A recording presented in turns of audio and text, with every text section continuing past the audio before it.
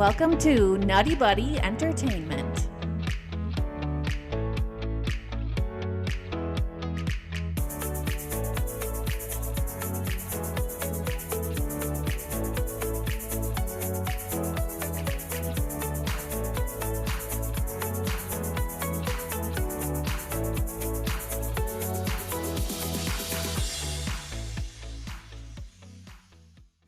The next award being presented today is the Hit the Road Jack Award. This is presented to the character, story, or plot you could have done without. And the nominees are... Okay, let's get into our nominees right away. Well, not our nominees. These are some honorable mentions. We have no honorable mentions. So this means that we were basically lockstep in what we wanted as far as who should win, like that our list contained basically the same people. So that's what that means whenever there's no honorable mentions. Okay, let's go on to our nominees then. Hey. The villains of the second Amazing Spider-Man movie. So I'll let Neil, why don't you take this one? Because you actually had on your list them separated, like they all stink, and then and you did too, Elliot. But Neil, you want to take the lead in this one? They just suck. Oh, they're so bad. They're terrible interpretations of each of these characters individually. Dane DeHaan is playing the worst Harry Osborn and worst Green Goblin on screen that I have ever had the misfortune of having to watch.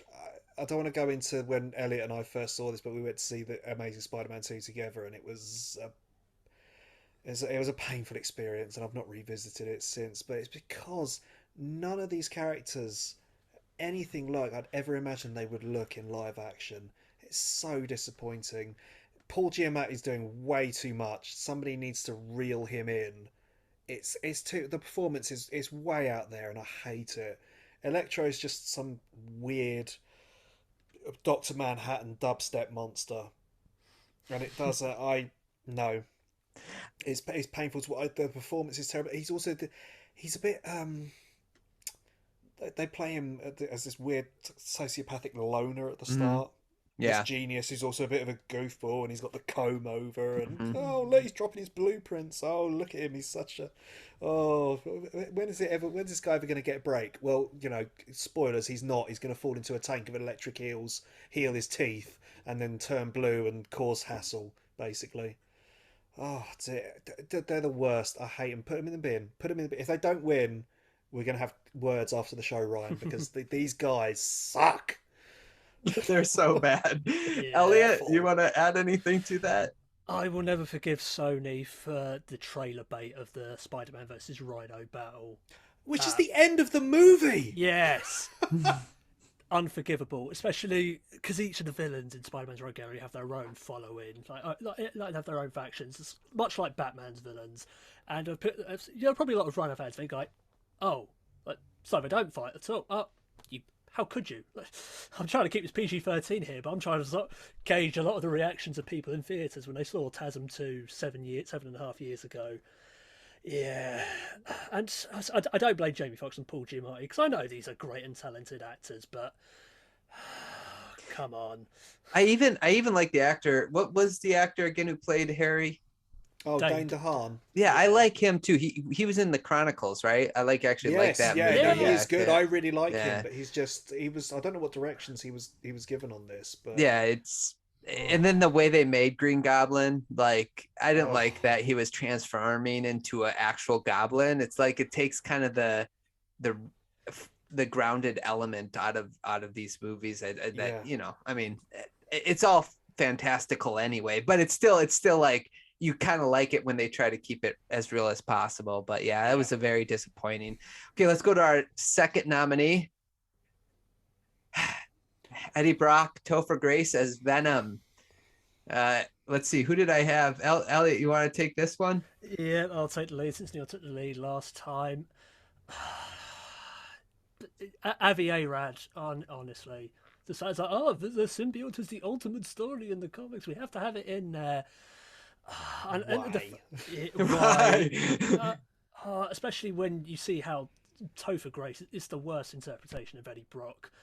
At least Tom Hardy is passable in the role in Venom and Let There Be Carnage, but especially when you see Topher's other performances, like his small role in Interstellar and the Duke in Black Klansman, like, this isn't the same guy I saw in 2007. This isn't the same performance. I despised it. What's going on? Yeah, I like Topher Grace as an actor. But Same, he's not Eddie Brock. Like, doesn't have the stature of Eddie Brock. It goes back to like the Flash Thompson of the MCU. You kind of like you want to see Eddie Brock, and that's not who Eddie Brock is. So yeah, it was sad that he got cast, but then that he wasn't like given. I don't think he had any opportunity to succeed in that role. Awful. Yeah. Anything? It's a creep. Yeah. It's such a creep. You know, the whole. When he pulls MJ up, he's like, "Oh, my spidey senses are tingling." If you know what I'm talking about, no. And see, that goes to writing, though, right? Because the actor is told to say that line, and it's just like, man, that's. I feel bad for him for that role. Anything else to add? No, it's. I tell you, we've hit the nail on the head with. I'm getting frustrated just looking at him. I know. Let's see who our winner is here. The winner of the Hit the Road Jack Award goes to the villains for The Amazing Spider-Man 2. Yes. Good. Now, that's all right. Now, what's funny is Venom actually made the top of all of our lists, but we had on 2 and 3 of all of our lists one of these 3 villains. So I was just like, well, I got to make these guys win. Now, are you guys excited to see Jamie Foxx's version of Electro in No Way Home? Yes, very much. And Ryan, I already messaged you this on our group chat on Instagram, but the thing I love the most from that second trailer is unapologetic, unashamed use of the Electro. Yes. The Electro mask essentially, you know, the lightning manifests itself into the mask. Into the shape of the classic comic book Electro mask. That was at a moment I went, right, they've done it this time. This is it. This is what it should have been the first time.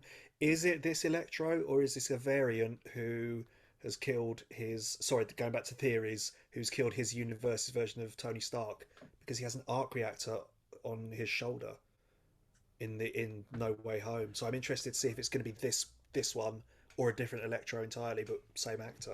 What if killed off every version of Tony Stark in every episode? So it wouldn't surprise me if...